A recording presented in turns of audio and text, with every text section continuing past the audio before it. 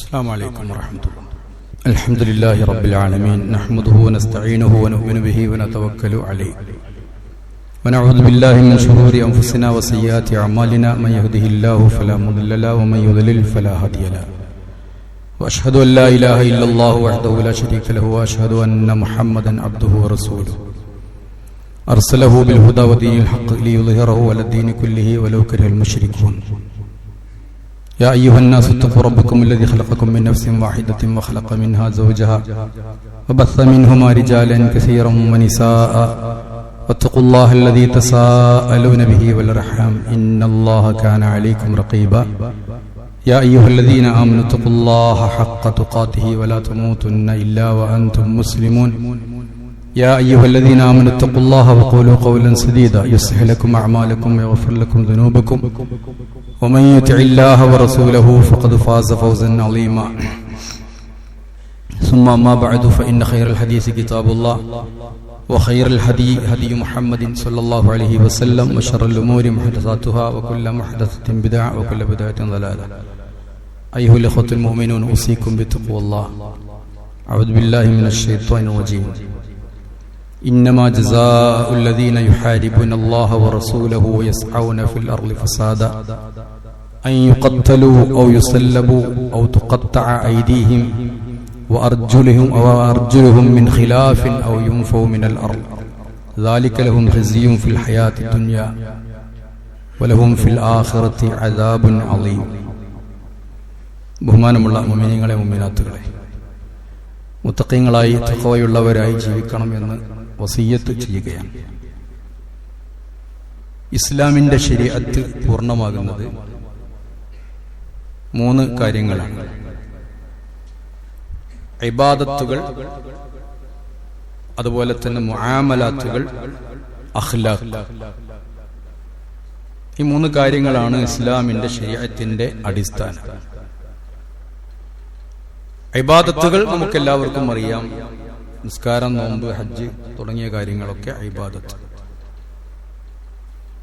അഖ്ലാഖും നമ്മൾ പഠിക്കുന്നുണ്ട്. എല്ലാ മദ്രസയിലൊക്കെ നമ്മൾ പഠിപ്പിക്കും. അഖ്ലാഖ് പുസ്തകം ഉണ്ടാവും. പിന്നെ മുആമലാത്തുകളുണ്ട്, ഇടപാടുകൾ, പരസ്പരമുള്ള ഇടപാടുകൾ എന്ന് മുആമലാത്ത് എന്ന് പറയുന്നത്. മുആമലാത്തിന്റെ പ്രധാനപ്പെട്ട ഒരു ഇനമാണ് ഇസ്ലാമിക ശരീഅത്തിൽ ജിനായാത്ത് എന്ന് പറഞ്ഞാൽ കുറ്റകൃത്യങ്ങൾ, ക്രിമിനൽ എന്നൊക്കെ പറയുന്നത്. ഇത് ശരീഅത്തിൽ ഒഴിച്ചുകൂടാൻ പറ്റാത്ത ഒന്നാണ്. അത് ഇസ്ലാമിൽ മാത്രമല്ല, ലോകത്ത് ഏതൊരു മതവും ഏതൊരു സംഘടനയും ഏതൊരു രാജ്യവും ഏതൊരു പ്രസ്ഥാനവും ഒരു ഈസവും ഒക്കെ എടുത്ത് നമ്മൾ പരിശോധിച്ചാൽ അതിലൊക്കെ നമുക്ക് ഒരു ശിക്ഷാ നടപടികൾ കാണാൻ സാധിക്കും.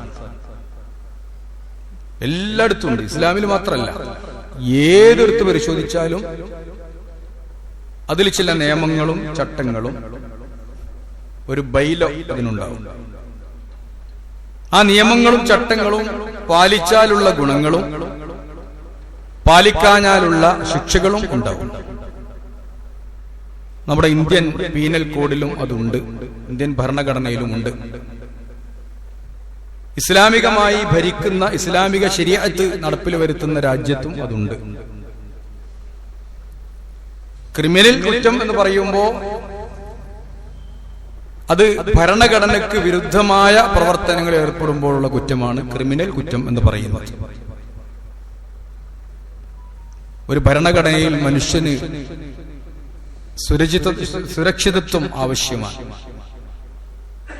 സാമൂഹ്യമായി ഒരു പ്രശ്നങ്ങളും ഉണ്ടാവാൻ പാടില്ല, ഒരു രാജ്യത്തും അങ്ങനെ ഉണ്ടാവാൻ പാടില്ല. അപ്പൊ മനുഷ്യരുടെ നന്മക്കും ഒരു രാജ്യത്തിന്റെ കെട്ടുറപ്പിനും സമാധാനത്തിനുമൊക്കെയാണ് ശിക്ഷാ നിയമങ്ങൾ നടപ്പാക്കുന്നത്. നമുക്കറിയാം, ഇസ്ലാമിക ശരീഅത്തിൽ ചില കാര്യങ്ങൾക്ക് കർശനമായ ശിക്ഷയുണ്ട്. ഇസ്ലാമിക ശരീഅത്ത് അനുസരിച്ച് ഭരണം നടത്തുന്ന രാജ്യങ്ങളിൽ അത് മുറ പോലെ തന്നെ നടപ്പാക്കാറുമുണ്ട്. അതുകൊണ്ട് തന്നെ അത്തരം രാജ്യങ്ങളിൽ കുറ്റകൃത്യങ്ങൾ വളരെ കുറയാറും ഉണ്ട്. ഞാനിപ്പോ അടുത്ത് വായിച്ചത് ഇസ്ലാമിക ശിക്ഷ നടപ്പാക്കുന്ന രാജ്യത്ത് ഒരു വർഷത്തിൽ ഏറിയാൽ നടക്കുന്നത് 10-ൽ താഴെ കൊലപാതകങ്ങളാണ്. പക്ഷെ നടപ്പിലാക്കാത്ത രാജ്യങ്ങളിൽ ഒരു മണിക്കൂറിൽ തന്നെ നടക്കുന്നത് 100-ലധികം കൊലപാതകങ്ങളാണ് എന്നാണ്. ഇന്ന് നമ്മുടെ പത്രം എടുത്തു നോക്കിയാൽ നമുക്കറിയാം. രാവിലെ പത്രം വായിക്കാനിരുന്നാല് കരഞ്ഞുകൊണ്ടല്ലാതെ ആ പത്രം നമുക്ക് മടക്കി വെക്കാൻ കഴിയില്ല. അത്രയധികം കൊലപാതകങ്ങളാണ്. വളരെ വൈകൃതമായ കൊലപാതകങ്ങൾ, വിചിത്രമായ കൊലപാതകങ്ങൾ. കൊല്ല് മാത്രമല്ല, ആ മയ്യത്തിനോട് ചെയ്യുന്ന അനാദരവുകൾ, ഇതൊക്കെയാണ് ഇന്ന് നമ്മൾ കണ്ടുകൊണ്ടിരിക്കുന്നത്. അതൊന്നും അധികവും ഇസ്ലാമിക രാജ്യത്തല്ല, ഇസ്ലാമിക ശിക്ഷ നടപ്പിലാക്കുന്നിടത്തുമല്ല. നമ്മൾ മനസ്സിലാക്കേണ്ടത് ഇസ്ലാമിന്റെ ശിക്ഷാ മുറകളെ സംബന്ധിച്ചാണ്.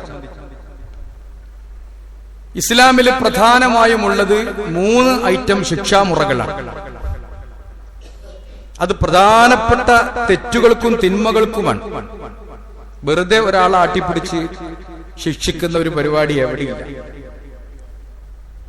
ഹദ് ഇസ്ലാമിലുള്ള ഒരു ശിക്ഷാ മുറയാണ്. ഹദ് നിങ്ങൾ കേട്ടിട്ടുണ്ടാവും.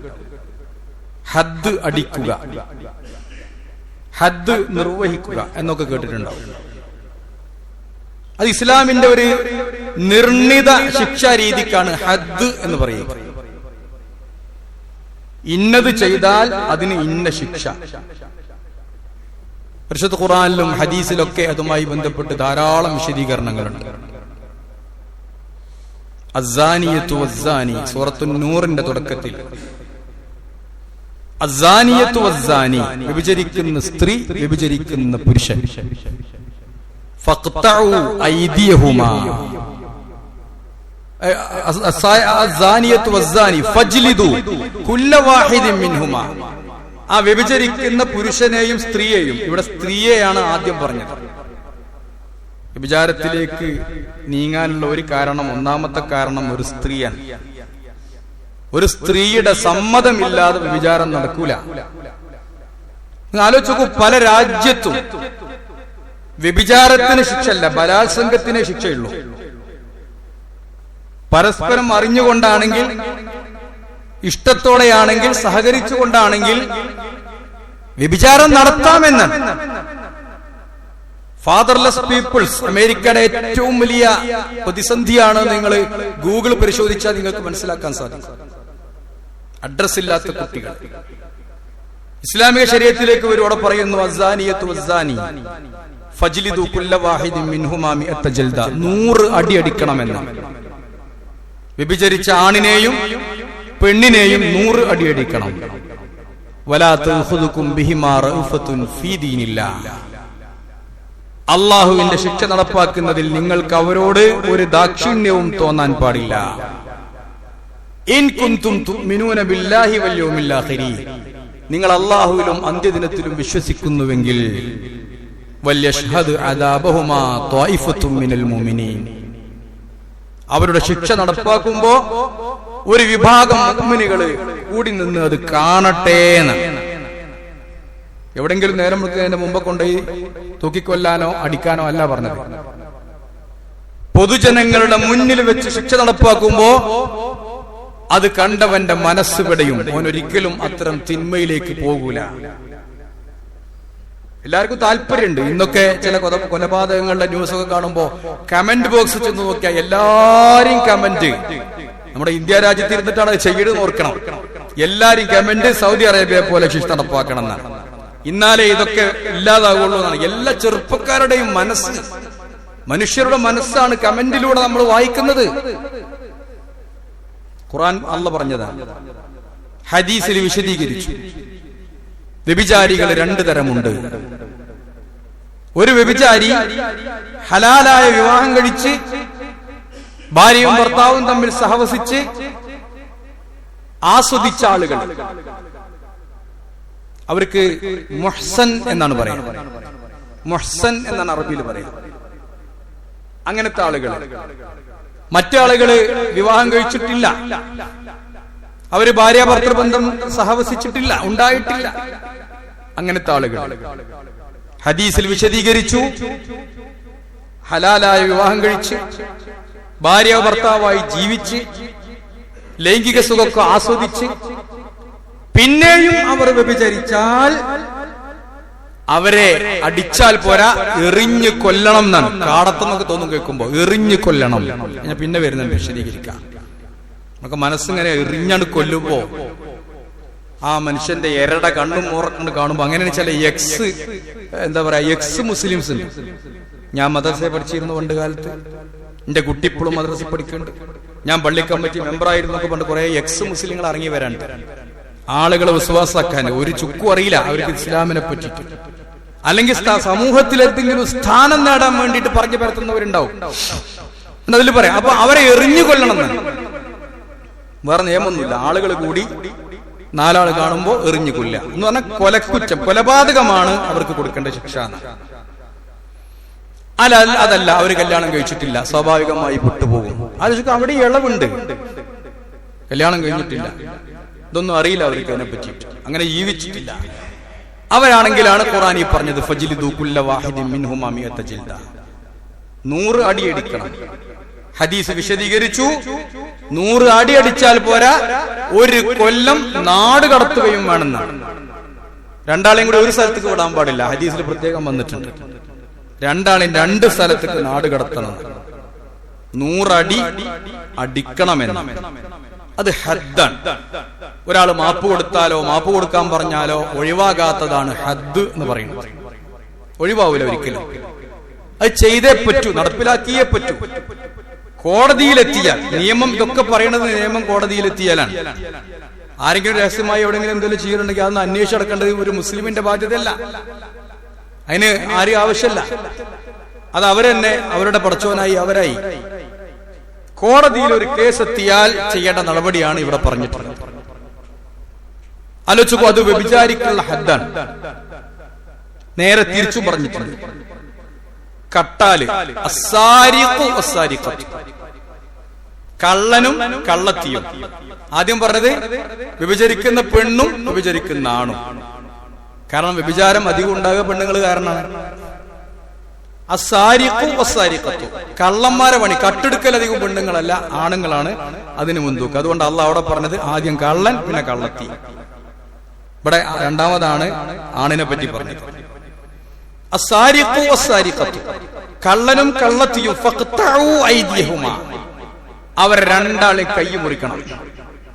ജസാഅൻ ബിമാ കസബ, അവർ ചെയ്തതിന്റെ പ്രതിഫലമായിട്ട് നക്കാലം മിനല്ലാഹ്, അത് റബ്ബിന്റെ ഒരു താക്കീത് എന്നുള്ള നിലക്കാണ്. നിങ്ങൾ ആലോചിച്ചു, അത് ഹദ്ദാണ്. അതുപോലെ തന്നെ ഖദ്ഫ്, വല്ലദീന യർമൂനൽ മുഹ്സനാത്തി സുമ്മ ലം യഅ്തു ബിഅർബഅതി ശുഹദാ, പതിവ്രതകളായ ചാരിത്രശുദ്ധിയുള്ള സ്ത്രീകളെ സംബന്ധിച്ച് വ്യഭിചാരം ആരോപിക്കുക, അവള് മോശമാണ് എന്ന് പറയാം, തെളിവില്ലാതെ. ഒരു തെളിവ് പോരാ, 4 തെളിവുകൾ വേണം. അത് ഇസ്ലാമിന്റെ നിയമമാണ്. ഒരു തലക്കെന്ന് പഠിച്ചുണ്ടാക്കിയാൽ ഒരുപാട് പഠിക്കാണ്ട്. എന്നിട്ട് 4 തെളിവില്ലാതെ ഒരു പെണ്ണിനെ പറ്റി അപരാധം പറഞ്ഞാൽ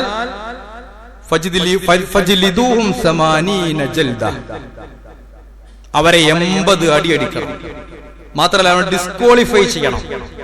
വലാ തുഖ്ബലു ലഹും ഷഹാദത്തൻ വലാ തഖ്ബലു ലഹും ഷഹാദത്തൻ അബദാ. അങ്ങനെ പറഞ്ഞ് അടി കിട്ടിയ ഒരു മനുഷ്യനെ നിക്കാഹിനോ തൊലാഖിനോ അല്ലെങ്കിൽ വേറെന്തെങ്കിലോ സാക്ഷിയാക്കാൻ പോലും പാടില്ല. ക്വാളിഫിക്കേഷൻ ഒക്കെ റദ്ദ് ചെയ്തു എന്നാണ്. എത്ര നല്ല മനുഷ്യനാണെങ്കിലും ഒരു പെണ്ണിന് അപരാധം പറഞ്ഞു, എന്നിട്ട് ഇവൻ കോടതിയിലെത്തി, കേസായി, അവന് 80 അടി കിട്ടി. 80 അടി കിട്ടിയാൽ പിന്നെ അവനെ സാക്ഷിയാക്കാൻ പറ്റൂല. ഒരു കല്യാണത്തിന് അവനെ സാക്ഷി നിർത്താൻ പറ്റൂ, നിക്കാഹിന് സാക്ഷിവാൻ, തൊലാഖിന് സാക്ഷിവാൻ, ഇതുപോലെ കട്ടതോ വിചരിച്ചതോ അതിനൊക്കെ സാക്ഷിവാണ്. അതിനൊന്നും പിന്നെ ഇവനെ പറ്റൂല. എത്ര കൃത്യമാണ് പരിശുദ്ധ ഖുർആൻ പറഞ്ഞത്. അത് ഹദ്ദാണ്. ഒരാൾ മാപ്പ് കൊടുക്കണം എന്ന് പറഞ്ഞാൽ മാപ്പ് കൊടുക്കാൻ പറ്റില്ല. ഒരാൾ ഇത് വിട്ടുകൊടുക്കാൻ ഞങ്ങൾ പുറത്തു കൊടുത്തു എന്ന് പറഞ്ഞാൽ കൊടുക്കാൻ പറ്റില്ല. ഉസാമത്ത് ബിൻ സയ്യിദ് റളിയല്ലാഹു അൻഹു നബി സല്ലല്ലാഹു ആ കാലഘട്ടത്തിൽ ഒരാൾ കളവ് നടത്തി. മഖ്സൂമിയ ഗോത്രക്കാരിയായ ഒരു പെണ്ണ് കളവ് നടത്തി. കോടതിയിലെത്തി. നബി സല്ലല്ലാഹു അലൈഹി വസല്ലമ കൈ മുറിക്കാൻ തീരുമാനിച്ചു. അപ്പൊ ആര് പറഞ്ഞാലും നബി കേൾക്കൂല. നബിയുടെ ഹബീബായ നബിക്ക് ഏറ്റവും ഇഷ്ടമുള്ള ഉസാമത്ത് ബിൻ സയ്യിദ് വളർത്ത് പുത്രന്റെ രൂപത്തിലാണ്. അത്രയധികം നല്ല നബിയോട് സഹവാസമുള്ള വളരെ എന്തുവായ ഹബീബായ ഒരു സഹാബിയാണ് ഉസാമത്ത് ബിൻ സയ്യിദ്. അദ്ദേഹത്തെ പാട്ട് പിടിച്ചു. ഇവരൊക്കെ കൂടി വന്നിട്ട് നമുക്ക് നബിയോട് പറഞ്ഞാല് അദ്ദേഹത്തെ സോപ്പിട്ട് നബിയോടൊന്ന് പറഞ്ഞു നോക്കാം. നബി ഇത് കേട്ടപ്പോ ഉസാമത്ത് ബിൻ സയ്യിദ് നമുക്ക് കൈവട്ടൽ ഒഴിവാക്കി കൂടെ എന്ന് ചോദിച്ചപ്പോ നബി തങ്ങൾ ആളുകളെയൊക്കെ വിളിച്ചുകൂട്ടി പ്രസംഗം നടത്തുക ചെയ്തു. പറഞ്ഞവരോടൊന്നും പറഞ്ഞില്ല. ജനങ്ങളെ, നിങ്ങൾക്ക് മുമ്പുള്ള ആളുകൾ, അവരിൽ പ്രമുഖരായ ആളുകൾ, ആലോചിച്ച് നോക്കണം ആ വാക്ക്, ഇന്നും അങ്ങനെയാണ് പോണേ. അവരിൽ പ്രമുഖരായ ആളുകൾ കട്ടാൽ അവരെ വെറുതെ വിടുകയും പാവപ്പെട്ട ആളുകൾ കട്ടാൽ അവരെ ശിക്ഷിക്കുകയും ചെയ്യുന്ന ഒരു സ്വഭാവം ഉണ്ടായിരുന്നു നിങ്ങൾക്ക് മുമ്പുള്ള ആളുകളിൽ.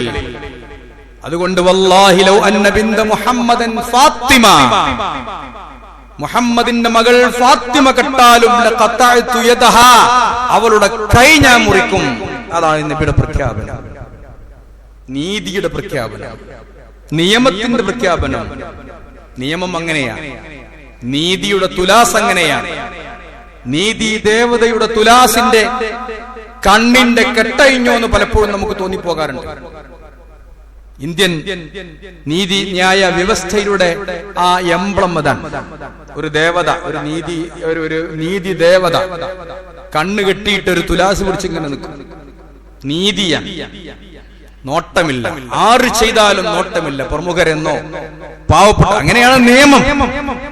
നടക്കുന്നുണ്ടോ ഇല്ലേ എന്ന് നമുക്കറിയില്ല. പത്രം വായിക്കുന്ന ആളുകളോട് നമ്മൾ വിശദീകരിക്കേണ്ടതില്ല. പക്ഷെ അതാണ് അതിന്റെ നിയമം. മുഹമ്മദിന്റെ മകൾ ഫാത്തിമ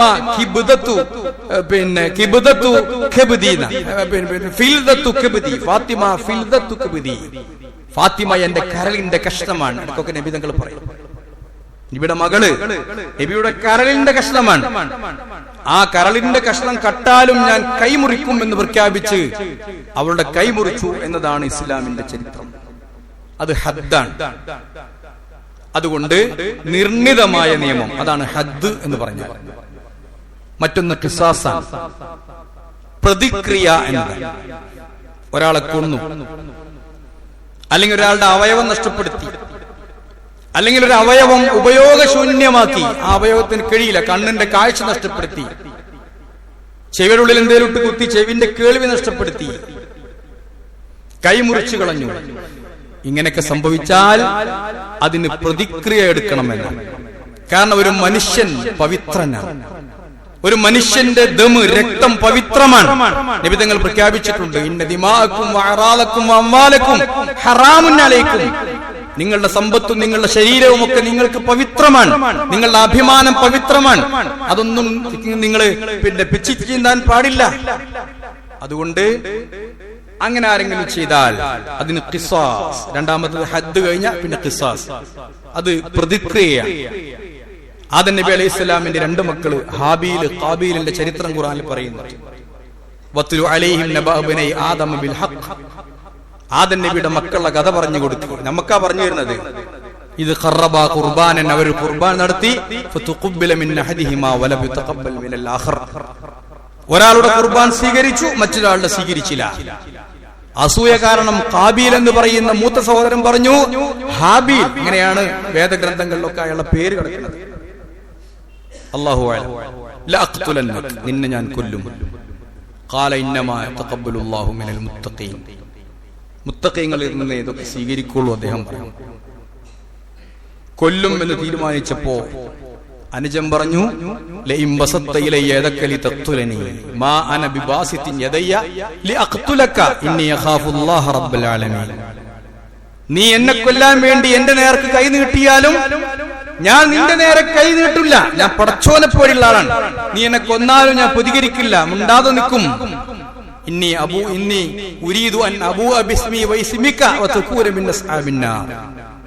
എന്റെ കുറ്റവും എന്ന് പറഞ്ഞാൽ എന്നെ കൊല്ലാൻ ശ്രമിച്ച കുറ്റവും അതുപോലെ നീ ചെയ്യുന്ന കൊലപാതകത്തിന്റെ കുറ്റവും നീ സ്വന്തം വഹിക്കേണ്ടി വരും, നീ നരകത്ത് പോകുമെന്നൊക്കെ പറഞ്ഞു ഉപദേശിച്ചു. പക്ഷേ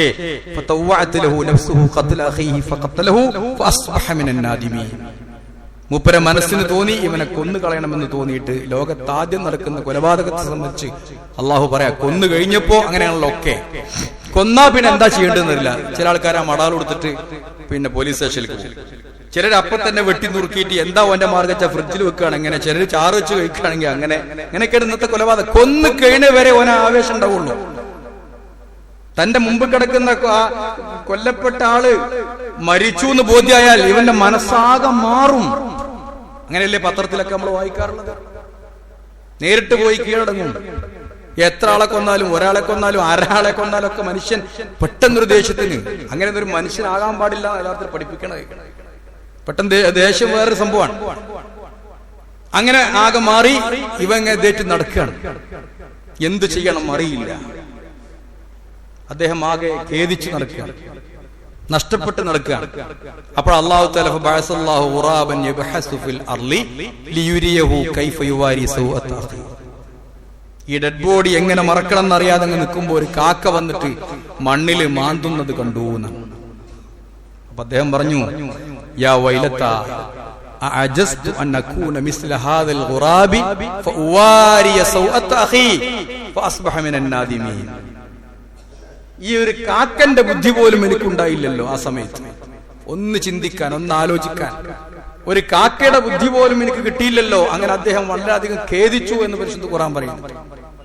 ഈ സംഭവത്തെ ആസ്പദമാക്കിയിട്ട് ബനു ഇസ്രായേലിനെ, ഇതൊക്കെ എല്ലായിടത്തും ഈ സംഭവങ്ങളുണ്ട്, ബൈബിളിലും തൗറാത്തിലൊക്കെ ഈ സംഭവങ്ങളുണ്ട്. അത് കഴിഞ്ഞ് നമ്മുടെ ഉമ്മത്തായപ്പോ പരിശുദ്ധ ഖുർആൻ വന്നപ്പോ ഖുർആനിൽ അല്ലാഹ് പറഞ്ഞു മിൻ അജ്ലി ദാലിക്, അത് കാരണം കത്ബന അലാ ബനി ഇസ്രായേൽ, ബനു ഇസ്രായേലിന്റെ സന്തതികൾക്ക് ഞാൻ വിധിച്ചു കൊടുത്തിട്ടുണ്ട്, അന്നഹു മൻ ഖതല നഫ്സൻ ബിഗൈരി നഫ്സിൻ ഔ ഫസാദിൻ ഫിൽ അർളി, ഭൂമിയിൽ കുഴപ്പമുണ്ടാക്കുന്നതിന് ശിക്ഷാവിധി എന്ന നിലയ്ക്ക് ഒരാളെ ശിക്ഷിക്കാം, ഒരാളെ കൊല്ലാം, ശിക്ഷ നടപ്പാക്കാം. ഭൂമിയിൽ വല്ലാതെ കുഴപ്പമുണ്ടാക്കാൻ ആളെ പിടിച്ചു കൊല്ലാം. ആർക്ക്? നമുക്കല്ല, നീതിപീഠത്തിന്. അല്ലെങ്കിൽ ഒരാളെ കൊന്നവനെയും കൊല്ലാം. അതല്ലാതെ ലോകത്താരെങ്കിലും ഒരാളെ കൊന്നാൽ ഫകഅന്നമാ ഖതലൻ നാസ ജമീഅ, മനുഷ്യരെ മുഴുവൻ കൊന്നതിന് തുല്യമാണ്. ആലോചിക്ക്, ഒരു മനുഷ്യനെ കൊന്നാൽ, ക്രിസ്തു മതത്തിൽ പറഞ്ഞത് ഒരു ക്രിസ്ത്യാനിയെ കൊന്നാൽ അല്ല, ഖുർആൻ പറയുന്നത് ഒരു മനുഷ്യനെ കൊന്നാൽ, ഒരു വർഗീയത അതിലില്ല. ഒരു മനുഷ്യനെ കൊന്നാൽ ഫകഅന്നമാ ഖതലൻ നാസ ജമീഅ, ലോകത്തുള്ള മുഴുവൻ മനുഷ്യനെയും കൊന്ന പോലെയാണ്. തിരിച്ചും വമൻ അഹ്യാഹാ, ഒരു മനുഷ്യനെങ്ങാനും ജീവൻ കൊടുത്താൽ, രക്തം കൊടുത്തു, അല്ലെങ്കിൽ സഹായിച്ചു, ഒരു കിഡ്നി റീപ്ലാന്റേഷന് സഹായിച്ചു, ഒരു പാലിയേറ്റീവ് പ്രവർത്തനം നടത്തി, എന്തെങ്കിലുമൊക്കെ നടത്തിയിട്ട് ഒരു മനുഷ്യനെ സഹായിച്ചാൽ ഫകഅന്നമാ അഹ്യൻ നാസ ജമീഅ, ലോകത്തിന് മുഴുവൻ ജീവൻ കൊടുത്തതുപോലെയാണ്. കാരണം കൊലപാതകം പാടില്ല. കൊന്നാൽ അതിന് ഖിസാസ്. ഒമൻ ഖത്തല മുഅ്മിനൻ ഖതഅൻ, ഒരാളെ അറിയാതെ കൊന്നുപോയാൽ ഫതഹ്രീറു റഖബത്തിൻ മുഅ്മിന, മുഅ്മിനായ ഒരു മനുഷ്യനെ മോചിപ്പിക്കണം, ഒരു അടിമയെ മോചിപ്പിക്കണം. ഔ ദിയത്തുൻ മുസല്ലമത്തുൻ ഇലാ അഹ്ലിഹി, അല്ലെങ്കിൽ ഒരു ദിയത്ത്, ബ്ലഡ് മണി കൊടുക്കണം, ബ്ലഡ് മണി കൊടുക്കണം, കുടുംബത്തിന് ബ്ലഡ് മണി കൊടുക്കണം. അതിന് കഴിഞ്ഞില്ലെങ്കിൽ 2 മാസം തുടർച്ചയായി നോമ്പ് നിൽക്കണം. ഇത് അറിയാതെ പറ്റിയ, മനഃപൂർവ്വമല്ലാത്ത കൊലപാതകം. വണ്ടി ഓടിച്ചു പോകാണ്, അറിയാതെ ഒരാൾ മുമ്പ് ചാടി ചവിട്ടിയാ കിട്ടിയില്ല, അതിനാണല്ലോ ലൈസൻസ്. മനഃപൂർവ്വം ഓടിച്ചിട്ടല്ല. നമ്മുടെ ജാതി റോട്ടിൽ കൂടെ ഒരു തലയും വാലും ഇല്ലാതെ പോയിട്ട് ആരെങ്കിലും മേത്ത് തട്ടിയാൽ കൊലപാതകത്തിന്റെ ശിക്ഷ അള്ളാന്റെ അടുത്ത് നിന്ന് കിട്ടും. ഒന്നും അറിയാം, നമ്മൾ സാധാരണ രൂപത്തിൽ വണ്ടി ഓടിച്ചു പോയി നിയമമൊക്കെ പാലിച്ചു കൊണ്ട് പോകുമ്പോൾ ഒരാളുടെ മേത്ത് തട്ടി, അല്ലെങ്കിൽ എന്തേലും പ്രശ്നത്തിൽ കൊല്ലാനൊന്നല്ല, വെറുതെ അയാള് തട്ടുകൊടുത്തു, അല്ലെങ്കിൽ തടഞ്ഞു, അപ്പൊ മുമ്പ് വീണ് മരിച്ചു. അത് പ്രശ്നം. പക്ഷെ അതിന് പോലും നിയമമുണ്ട്. അതെന്താണ്? ഒരടിമനെ മോചിപ്പിക്കണം. ഇസ്ലാമിക ശരീഅത്തിൽ അങ്ങനെയാണ്. അല്ലെങ്കിൽ ബ്ലഡ് മണി കൊടുക്കണം. ഇന്നിപ്പോ അതാണല്ലോ നിമിഷപ്രിയന്റെ കാര്യത്തിൽ, അതാണല്ലോ വേറെ റഹീമിന്റെ കാര്യത്തിൽ നടക്കുന്നതാണ്. ബ്ലഡ് മണി കൊടുത്താൽ മോചിപ്പിക്കണം എന്ന്. ഇത് ഇന്ത്യൻ ശിക്ഷാ നിയമത്തിൽ പോലുമില്ല. 2 തരം ശിക്ഷകളുണ്ട്. Non compoundable, compoundable. Non compoundable പെട്ടതാണ്. ഇന്ത്യയിൽ ഒരാളെ തൂക്കിക്കൊല്ലാൻ വിധിച്ചാൽ കുടുംബത്തിൽ ആര് മാപ്പ് കൊടുത്താലും അവനെ വിടൂല, അവനെ തൂക്കിക്കൊല്ലണം. രാഷ്ട്രപതിക്കോ പ്രധാനമന്ത്രിക്കോ ഒക്കെ ചെറിയ ചില അധികാരങ്ങളുണ്ട്. പക്ഷെ കേസ് നിലനിൽക്കും. 302 വകുപ്പ് അങ്ങനെയാണ് പറയുന്നത്. കേസ് നിലനിൽക്കും. പക്ഷേ ഖുർആൻ പറയാം മാനുഷികമായ പരിഗണന. ഒരു ബ്ലഡ് മണി കൊടുത്താൽ, അതിന് പ്രോത്സാഹിപ്പിച്ചാൽ അത് കുടുംബത്തിന്റെ അവകാശമാണ്. ഒരു ലേശവും ഇല്ലാത്ത രൂപത്തിൽ ഒഴിവാക്കാം. പക്ഷെ ഒരു കാര്യം, ഒറ്റ പ്രാവശ്യം പാടുള്ളൂ എന്നുള്ളതാണ്. ഒരു കൊലപാതകം നടത്തി, നിങ്ങൾ ആലോചിച്ച് നോക്കിയ ഒരു ബ്ലഡ് മണി കൊടുക്കലിന്റെ പേരിൽ എത്ര മനുഷ്യന്മാരാണ് ഇസ്ലാമിനെ വിമർശിച്ചുകൊണ്ടിരിക്കുന്നത്. ചിലർ പറയേണ്ടത് മുഅ്മിനെ കൊന്നാ മാത്രമേ ഉള്ളൂ, കാഫിറിനെ കൊന്നാ കുഴപ്പമില്ല, കാഫിറിനെ കൊന്നാ ഇരട്ടി കൊടുക്കണം എന്നാണ്. ഇവനത് മറച്ചു വെക്കാണ്, അറിയാഞ്ഞിട്ടല്ല. ഒരു കാഫിറിന് ഒരാൾ കൊന്നാൽ ദിമ്മിയായ കാഫിറാണ്. കാഫിർ ദിമ്മിയായ കാഫിറുണ്ട്, മുസ്തഅ്മനായ കാഫിറുണ്ട്, മുആഹിദായ കാഫിറുണ്ട്. ഇസ്ലാമിക രാജ്യത്ത് നികുതി കൊടുത്ത് ജീവിക്കുന്ന കാഫിറുകളുണ്ട്. ഒരു കഫീലിന്റെ കീഴിൽ ജോലി ചെയ്യുന്ന കാഫിറുണ്ട്. ഇസ്ലാമില് നന്നായിട്ട് മുസ്ലിങ്ങളോട് കൂടെ സഹകരിക്കുന്ന സാധാരണ കാഫിറുകളുണ്ട്. യുദ്ധത്തിന് ഒരാൾ നേരെ വരുമ്പോ ഓനെ കൊന്ന അത് പ്രശ്നമല്ല, അതൊക്കെ. അത് പിടിച്ചിട്ട് കാഫിറിനെ കൊല്ലാം എന്നാണ് പറയുന്നത് എന്ന് പറഞ്ഞിട്ട് വെറുതെ എക്സ് മുസ്ലിമാന്നും പറഞ്ഞ് വെറുതെ ഇരുന്നിട്ട് ഒരു റൂമിൽ ഇരുന്ന് ഇങ്ങനെ വിടുക, യൂട്യൂബിൽ ഇങ്ങനെ ഇതുണ്ടാക്കി വിടുക ചില മനുഷ്യന്മാർ. ഇതൊരു കാഫിറിനെയാണ് കൊന്നതെങ്കിൽ മനഃപൂർവ്വം ഒരു കാഫിറിനെ കൊന്ന ഇരട്ടി കൊടുക്കണം എന്നാണ്. ബ്ലഡ് മണി ഇരട്ടി കൊടുക്കണം എന്നാണ്. എത്ര ബ്ലഡ് മണി കൊടുക്കേണ്ടത്? 100 ഒട്ടകമാണ്. 100 ഒട്ടകം തന്നെ എങ്ങനെ കൊടുക്കണം? ഒട്ടകത്തിന്റെ 5 ഐറ്റാണ്. പിന്നെ 30 എണ്ണം 2 വയസ്സാകുന്ന ഒട്ടകം, 1 വയസ്സ് കഴിഞ്ഞ് 2-ലേക്ക് എത്തിയ ഒട്ടകം ബിന്ദു മഹാൽ. പിന്നെ 30 എണ്ണം 2 വയസ്സ് കഴിഞ്ഞ് 3 വയസ്സിലേക്ക് എത്തിയ ഒട്ടകം ബിന്ദു ലബൂൻ. പിന്നെ 2 വയസ്സ് കഴിഞ്ഞ് 3 വയസ്സ് കഴിഞ്ഞ് 4 വയസ്സിലേക്ക് എത്തിയത്. പിന്നെ 4 വയസ്സ് കഴിഞ്ഞ് 5 വയസ്സിലേക്ക് എത്തിയത്. അങ്ങനെ വയസ്സ് തിരിച്ചിട്ട് ബിന്ദു മഹാല്, ബിന്ദു ലബൂന്, ഹിഖ, ജിദ്അ, 4 തരം ഒട്ടകമാണ് വയസ്സ് പരിഗണിച്ചുകൊണ്ട്. 5 വയസ്സ് വരെ 4 തരം പിന്നെ ഒട്ടകങ്ങളെയാണ് അറബികൾ പരിചയപ്പെടുത്താറുള്ളത്. അത് കൊടുക്കണം. അതിന് ഇന്നത്തെ റേറ്റ് 6 ലക്ഷം സൗദി റിയാലാണ്. 6 ലക്ഷം സൗദി റിയാൽ കണക്കൂട്ടിയാൽ മതി. റിയാലിനെ വെച്ചിട്ട് കണക്കൂട്ടിയാൽ മതി. ഏറ്റവും ചുരുങ്ങിയത് ഒട്ടകത്തിന്റെ വില ചില പണ്ഡിതന്മാർ പറഞ്ഞത് ഇന്നത്തെ ഒട്ടകത്തിന്റെ വില നോക്കി കൊടുക്കണം എന്നാണ്. നല്ലൊരു സംഖ്യ കൊടുക്കണം. അത് കൊടുത്തേ പറ്റൂ. കൊടുത്താൽ ഇവർ സമ്മതിച്ചാൽ വെറുതെ വിടാം. സമ്മതിച്ചാൽ വെറുതെ വിടാം. എങ്ങനെയെങ്കിലൊക്കെ സമ്മതിക്കാണ് വേണ്ടത്. അത് ഇസ്ലാമിന്റെ ഒരു നിയമമാണ്. ഖുർആൻ പറയുന്നുണ്ട്, കുത്തിബ അലൈക്കുമുൽ ഖിസാസു ഫിൽ ഖത്ല, നിങ്ങൾക്ക് പിന്നെ കൊല്ലപ്പെട്ട ആളുകളിൽ നിങ്ങൾ ഖിസാസ് രേഖപ്പെടുത്തിയിട്ടുണ്ട്. അൽ ഹുർറു ബിൽ ഹുർരി, സ്വതന്ത്രനെ കൊന്നാൽ പകരം സ്വതന്ത്രനെ കൊല്ലണം. അൽ അബ്ദു ബിൽ അബ്ദ്, അടിമയെ കൊന്നാൽ അടിമയെ കൊല്ലണം പകരമായിട്ട്. നമ്മളല്ല ചെയ്യണ്ടോ, കിട്ടിയോലെ പിടിച്ച് രാഷ്ട്രീയ കൊലപാതകം പോലെയല്ല. ഈ പാർട്ടിയിൽ നിന്ന് ഒരാളെ കൊന്ന ആ പാർട്ടിയിൽ നിന്ന് ഒരാളെ കൊല്ല, അങ്ങനെയല്ല. അതാണ് നമ്മുടെ നാട്ടിൽ നടക്കുന്നത്. എന്നിട്ട് പിന്നെ രക്ഷപ്പെടുക. അവിടെ ബ്ലഡ് മണി ഇല്ല, ഒന്നുമില്ല, അങ്ങോട്ട് തോന്നിയ പോലെ നടക്കുക. 2 ദിവസം പോയിട്ട് ജയിലിൽ സുഖമായിട്ട് തിന്ന് കുടിച്ച് തടിച്ചു പോരുക. അതല്ല. അൽ-ഉൻസാ ബിൽ-ഉൻസ, പെണ്ണിനെ കൊന്നാ പെണ്ണിനെ കൊല്ലണം. അത് വിധിക്കണം, കോടതിയിലെത്തണം, കോടതി വിധിക്കണം. ഖുർആൻ പറയാം, ഫമൻ ഉഫിയ ലഹു മിൻ അഖീഹി ഷൈ. ഇനി തന്റെ സഹോദരൻ ഒരാൾ വിട്ട് മാപ്പാക്കി കൊടുത്താൽ ഫത്തിബാഉം ബിമഅറൂഫിൻ, നല്ലതിന് പിൻപറ്റണം. വഅദാഉൻ ഇലൈഹി ബിഇഹ്സാൻ, നല്ലൊരു കാര്യം അവന് പകരമായിട്ട് കൊടുക്കുകയും വേണം. സന്തോഷിപ്പിക്കണം. ബ്ലഡ് മണി കൊടുക്കണം എന്നർത്ഥം. ദിയാധനം കൊടുക്കണം എന്നർത്ഥം. സന്തോഷിക്കണം. അതാണ് ഖിസാസ് എന്ന് പറഞ്ഞാൽ. കൃത്യമായിട്ട് അതിന് മൂലം കൊടുക്കുക. അതുകൊണ്ട് കതബ്ന അലൈഹിം ഫീഹാ, അവർക്ക് ഞാൻ രേഖപ്പെടുത്തി കൊടുത്തു. അന്ന നഫ്സ ബിൻ നഫ്സ്, ഇതാണ് ഖിസാസ്. ഒരു മനുഷ്യന് പകരം മറ്റൊരു മനുഷ്യൻ. വൽ ഐന ബിൽ ഐൻ, കണ്ണിന് കണ്ണ്. ഓ എന്തായിരുന്നു കണ്ണൊക്കെ എന്നിട്ട് ഇങ്ങനെ എടുക്കുമ്പോ വല്ലാത്തൊരു കാടത്തം അങ്ങനെ പ്രചരിപ്പിക്ക. അങ്ങനെയൊന്നുമില്ല. പല്ലിന് പല്ല്, കണ്ണിന് കണ്ണ്, ചെവിക്ക് ചെവി, മൂക്കിന് മൂക്ക്, മുറികൾക്ക് പോലും ഇവനെ മുറിപ്പെടുത്തിയാൽ അതിനപ്പുറത്ത് മുറിപ്പെടുത്തണം. അതാണ് ഖിസാസ്. പ്രതിക്രിയ എന്ന് പറഞ്ഞത് ചെയ്തോനെ അതേ പണി ചെയ്യണമെന്നാണ്. ഇതാണ് ഖിസാസ്. പക്ഷേ അവിടെ കാഫു കൊടുത്താൽ പ്രശ്നമില്ല. മറ്റൊന്ന് ഇസ്ലാമിൽ തഅ്സീർ, മൂന്നാമത്തെ നിയമം തഅ്സീർ. തഅ്സീർ എന്ന് പറഞ്ഞാൽ അത് നിയമമല്ല, അത് ഖാലിക്ക് തീരുമാനിക്കാവുന്നതാണ്. അത് കൊലപാതകം മുതൽ തുടങ്ങിയിട്ട് ചെറിയ ഖറാമ, ഫൈന് തുടങ്ങി, ജയിൽ ശിക്ഷ തുടങ്ങി, ജയിലില് ജീവപര്യന്തം വേണമെങ്കിൽ അങ്ങനെ കൊന്നുകളയണമെങ്കിൽ കൊന്നുകളയും ചെയ്യാതെ. ഇപ്പൊ മയക്കുമരുന്ന് കടത്തിയോനെ, കള്ളു കുടിച്ചോനെ 80 അടി ഉമർ ഖത്താബ് റളിയല്ലാഹുവിന്റെ കാലത്ത് നടപ്പാക്കിയതാ. 80 അടി. സൗദി അറേബ്യക്ക് പോകുമ്പോ ബോർഡിംഗ് പാസുമ്പോ തന്നെ ഇപ്പോഴും അതുണ്ട് എനിക്ക് തോന്നുന്നു, ചിലയിടത്തൊക്കെ ഉണ്ട്, ചിലപ്പോൾ ഉണ്ടായില്ല.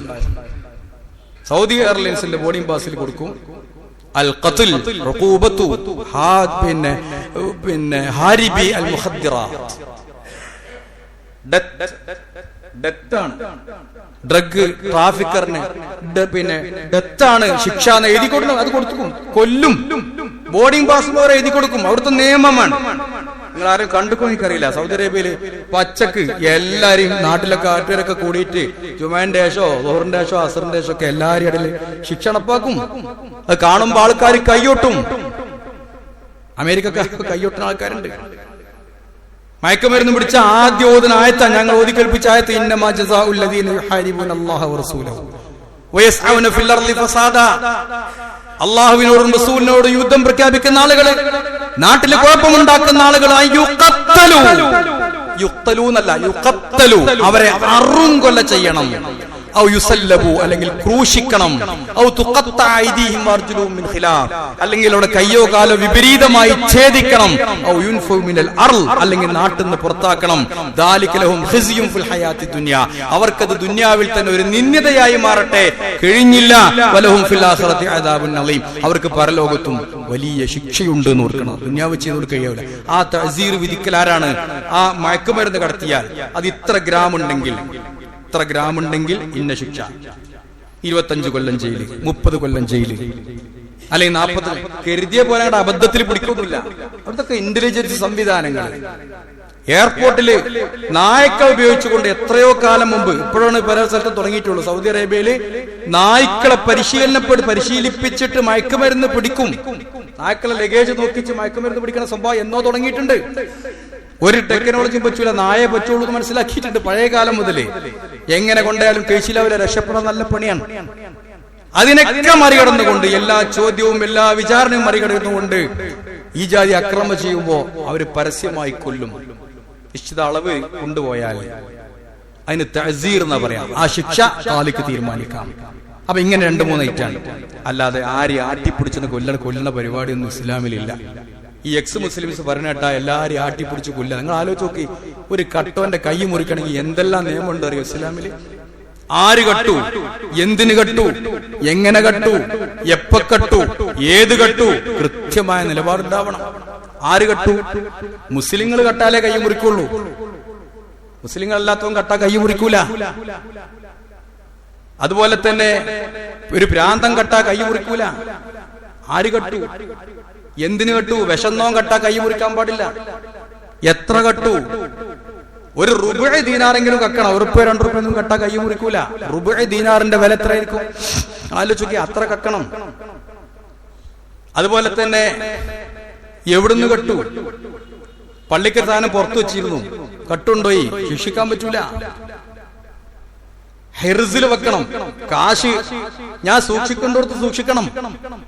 കടയൊക്കെ പൂട്ടിയിട്ട് കടയില് കട തുറന്നിട്ടിട്ട് മേശന്റെ വലിപ്പ്, ആരോ കക്കാൻ വേണ്ടി പറയലുണ്ട്, അങ്ങനെ മനസ്സിലാക്കരുതേ. മേശന്റെ വലിപ്പിൽ കാശിട്ട് പോയാൽ അത് തുറന്നെടുത്തു, അതിന് കളവ് എന്ന് പറയില്ല. കാരണം അവൻ സൂക്ഷിച്ചില്ല. കാശ് വെക്കേണ്ടോടത്തെ അവൻ കാശ് വെക്കാൻ പറ്റുള്ളൂ, അവൻ ഇട്ടെറിഞ്ഞ് പോകാൻ പറ്റൂല. ഇതൊക്കെ നോക്കണം. എത്ര മുറിക്കണം? ഇവിടുന്ന് കൈ മുറിക്കാൻ പറ്റുമോ? അതും പറ്റില്ല. കൈയിന്റെ മണിബന്ധം മുറിക്കണം. ഇവിടുന്ന് അങ്ങോട്ടാ നബി മുറിച്ചിട്ടുള്ളത്. അത്രേ ഉള്ളൂ. അപ്പോഴൊക്കെ എത്ര സമയമായി? പോട്ടെ, ഒരു വ്യഭിചാരിനെ എറിഞ്ഞുകൊള്ളണമെങ്കിൽ എന്തൊക്കെ വേണമെന്നറിയോ? ആലോചിച്ചോക്ക്, ഒരാള് വ്യഭിചരിക്കണ ലൈവായിട്ട് കണ്ടാൽ മുണ്ടാൻ പറ്റൂല. മുണ്ട 80 അടിയാ കണ്ടോനെ. ഒരാൾ അങ്ങാടി ഒന്ന് പറയാം, ഞാൻ ഒരാൾ വ്യഭിചരിക്കുന്നു കണ്ടു, ഇന്ന 2 ആൾക്കാര് വ്യഭിചരിക്കുന്നു കണ്ടു പറഞ്ഞാൽ ഓനെ 80 അടിയാ ഇസ്ലാമിക ശരീഅത്തില്. സത്യം പറഞ്ഞു 80 അടി. 2 ആള് വന്ന് പറഞ്ഞു, 2 ആൾക്കും കിട്ടും 80 അടി. 3 ആള് പറഞ്ഞു, 3 ആൾക്കും 80 അടിയാണ്. 4 ആള് പറയണം, 4 ആള് ഇത് കാണും വേണം. ആലോചിച്ചോക്കെ, 4 ആള് കണ്ടിട്ട് ഇവര് നീച്ചു പോയില്ലെങ്കിൽ ഓനെ പിന്നെ എന്താ കാട്ടുക? ആലോചിച്ചോക്കെ, 4 ആള് കണ്ടിട്ടും ഈ തോന്നിയാസത്തിന് ഇപ്പൊ നീച്ചു പോയിട്ടില്ല. ഇന്നൊക്കെ ഇപ്പൊ അത് പ്രശ്നമില്ല കേട്ടോ, കുട്ടികൾക്കൊക്കെ അങ്ങനെയൊക്കെ നമ്മുടെ കുട്ടികളൊക്കെ വളരുന്നത്. നല്ല ശ്രദ്ധിക്കണം. ഇസ്ലാമിക ശരീഅത്തുണ്ടെങ്കിൽ അങ്ങനെയാണ്. 4 ആള് വന്നിട്ട് കൃത്യമായി സാക്ഷി പറയുമ്പോ അവനെ പിന്നെ എന്താ ചെയ്യാ? അവനെയാണ് കൊലക്കുറ്റത്തിന് വിധേയമാക്കുന്നത്. കൊലപാതകം കഴിഞ്ഞാൽ ഏറ്റവും വലിയ ശിക്ഷ വ്യഭിചാരത്തിനാണ് ഇസ്ലാം കൊടുക്കുന്നത്. അതല്ലാതെ ആരെ ആട്ടിപ്പിടിച്ചിട്ട് കൊല്ലാൻ നിൽക്കുന്ന ഒരു മതമല്ല ഇസ്ലാം. അതൊരു കാടത്തത്തിന്റെ മതമല്ല, അതൊരു നീതിയുടെ മതമാണ്. ഒരു കൊലപാതക കുറ്റത്തിൽ ആരെങ്കിലും കുടുങ്ങിയിട്ടുണ്ടെങ്കിൽ അത് രക്ഷപ്പെടുത്താൻ തന്നെയാണ് നമ്മൾ ശ്രമിക്കേണ്ടത്. എങ്ങനെയെങ്കിലും അവർ രക്ഷപ്പെടട്ടെ. ഒരു മനുഷ്യജീവൻ ഏതോ പൊലിഞ്ഞു, എന്നാ വേറെല്ലോനും പൊലിയണമെന്നല്ല, രക്ഷപ്പെടണം എന്ന് തന്നെയാണ് ഒരു മുസ്ലിമിന്റെ മനസ്സ് പറയുന്നത് എന്നെങ്കിലും നമ്മൾ മനസ്സിലാക്കണം. അള്ളാഹു അനുഗ്രഹിക്കട്ടെ.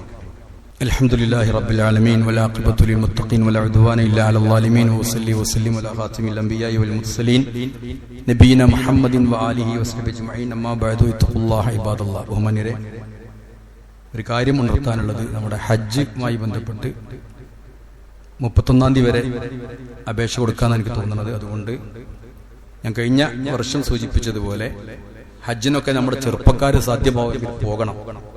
അപ്പോഴേ ഹജ്ജ് നമുക്ക് അനുഭവിക്കാൻ കഴിയും. മറ്റേ ഹജ്ജ് ചെയ്യാനും കഴിയുള്ളൂ. വേണമെങ്കിൽ ആൾക്കാർ ഹാജിയാരൊന്നും വിളിക്കും.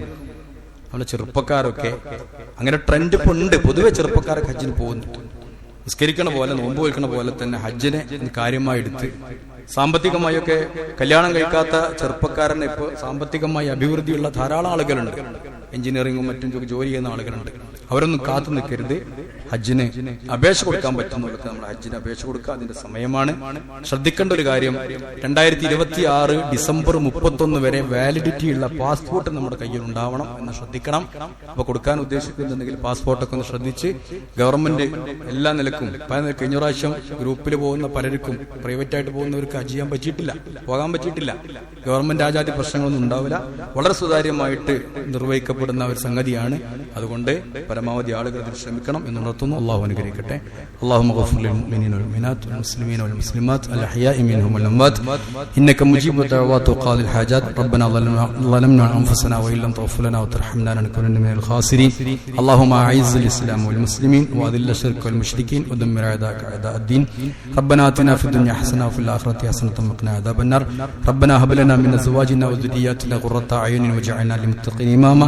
ربنا تقبل منا إنك أنت السميع العليم وتب علينا إنك أنت التواب الرحيم.